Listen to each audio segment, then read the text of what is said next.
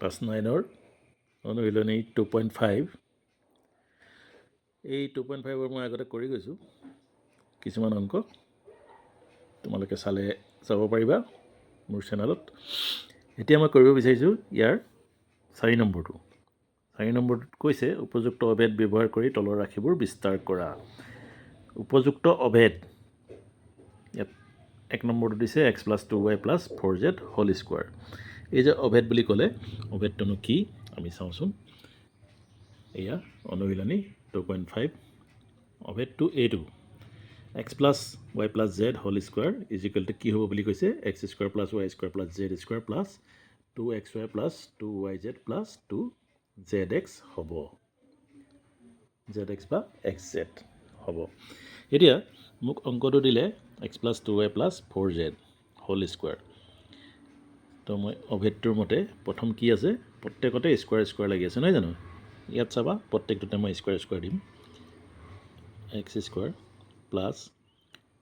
2y square দিলোঁ। তাৰপিছত 4z square দিছোঁ।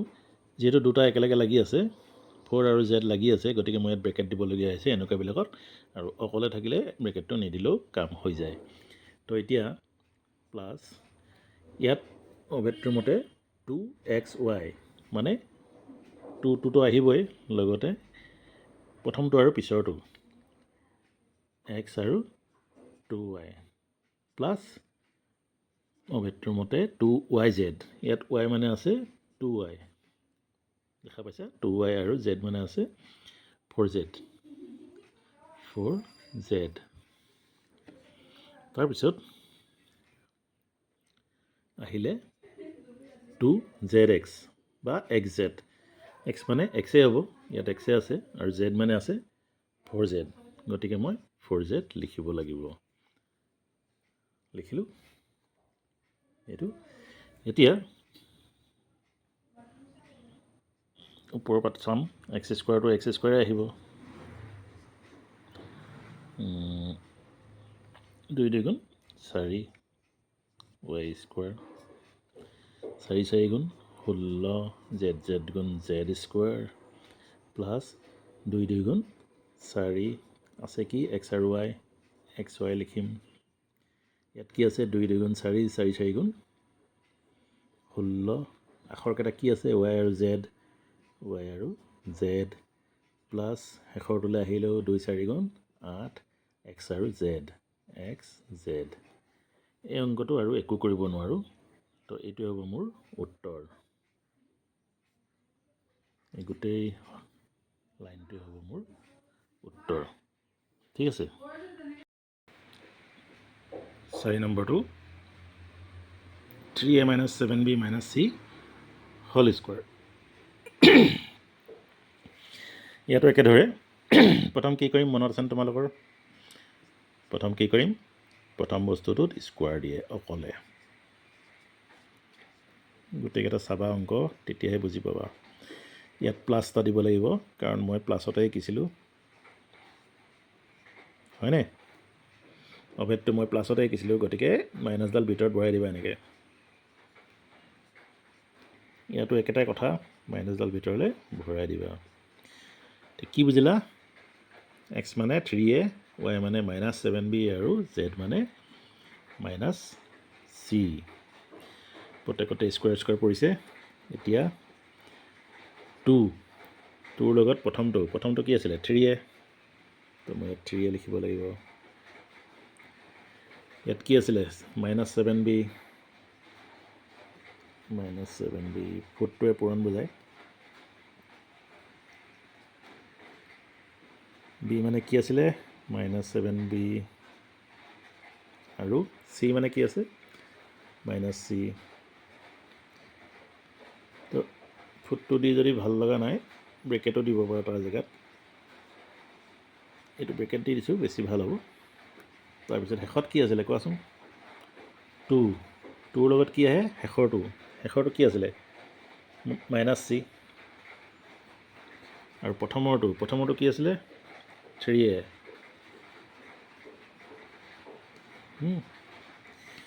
এতিয়া পিছৰ লাইনটো লিখিম। পিছৰ লাইনটো লিখিলে আমাৰ শেষেই হ'ব আৰু অংকটো কৰিব দৰকাৰ নাই বেছি। 3 স্কোৱাৰ আছে দেখা পাইছা, 3 3 গুণ 9, এ গুণ এ স্কোৱাৰ। ইয়াত চাবা মাইনাছে মাইনাছে প্লাছ হৈ গ'ল, প্লাছে প্লাছে প্লাছে হয়, 7 7 গুণ 49, বি গুণ বি স্কোৱাৰ। ঠিক আছে তো। এইটো চাবা মাইনাছে মাইনাছে প্লাছ হৈ থাকিলে স্কোৱাৰ আছে নাই, মাইনাছে মাইনাছে প্লাছ হৈ গ'ল, চি গুণ চি স্কোৱাৰ। ইয়ালৈ গুচি আহা, প্লাছে মাইনাছে মাইনাছ 2 3 গুণ 6, 6 7 গুণ 42। পূৰণতা জানিব লাগিব। ইয়াত আহা, প্লাছে মাইনাছে মাইনাছ, মাইনাছে মাইনাছে কি হয় প্লাছ, 2 7 গুণ 14, বি আৰু চি। তাৰপিছত আহিলে ইয়াত প্লাছে মাইনাছে মাইনাছ 2 3 গুণ 6, এ আৰু চি, তো আমাৰ অংকটো দেখিবলৈ এনেকুৱা হ'ল। মিলাই চাবা উত্তৰৰ লগত 9a square plus 49 B square plus C square minus 42 A B plus 14 B C minus 6 A C. হয়তো বুজি পাইছা, যদি নাই পোৱা গোটেইকেইটা আৰু এবাৰ চাই দিলে নিশ্চয় বুজি পাবা। 3 নম্বৰটো অংকটো আছিলে minus 2x plus 3y plus 2z whole square.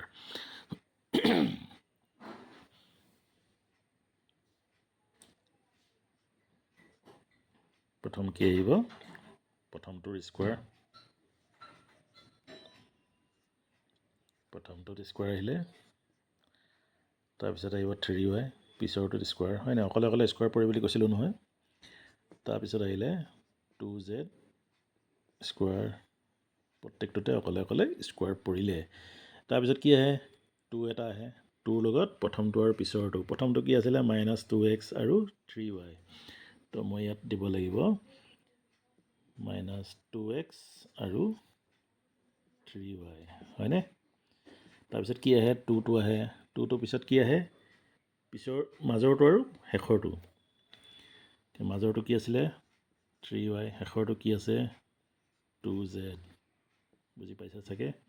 তাৰপিছত 2 এটা আহিব, 2ৰ লগত কি আহিব, শেষৰটো আৰু প্ৰথমটো। শেষৰটো কি আছিলে 2z, তো মই ইয়াত লিখিব লাগিব 2z আৰু প্ৰথমটো কি আছিলে মাইনাছ 2x।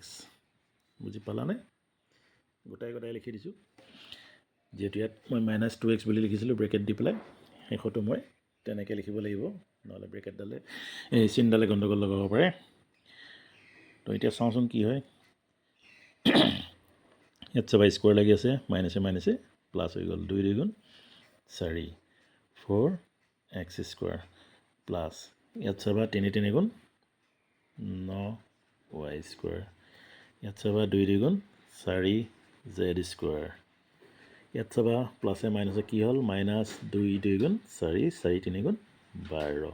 আখৰকেইটা কি কি আহিলে x আৰু y। এইটোলৈ যাওঁ, প্লাছ প্লাছটো আহিবই, 2 3 গুণ 6, 6 2 গুণ 12, y আৰু z, yz। ইয়াত চাবা প্লাছে মাইনাছে মাইনাছ, 2 2 গুণ 4, 4 2 গুণ 8, 8xz। এইটোৱে হ'ব আমাৰ উত্তৰ। উত্তৰটো এবাৰ দেখাই দিছোঁ, গোটেই দীঘল লাইনটোৱে হ'ব আমাৰ উত্তৰ। বিস্তাৰ কৰিবলৈ কৈছিলোঁতো, বিস্তাৰ কৰি দিছোঁ, মানে বহল কৰি দিছোঁ, হ'ল।